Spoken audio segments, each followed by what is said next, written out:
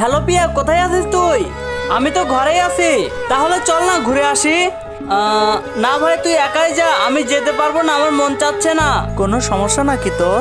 আসলে তোর বাইকের অবস্থাটা ভালো না রে। তোর গাড়িতে চললে মানুষ দেখে হাসাহাসি করে, আমার ভালো লাগে না। তো তুই আজকে একাই চলে যা। ঠিক আছে, কোনো সমস্যা নাই, আমি যাচ্ছি।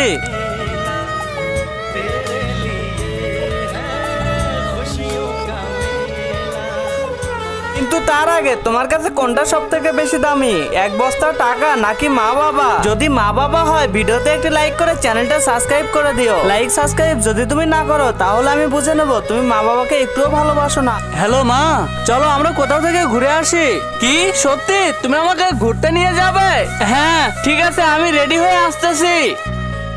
কিন্তু মা, আমার বাইকের অবস্থা আসলে ভালো না, চলবে? আরে বাবা, তুমি বাইকের কথা বাদ দাও, তোমার সাথে আমি হেঁটে হেঁটে যাব। তাহলে তুমি থাকো, আমি আসতেছি।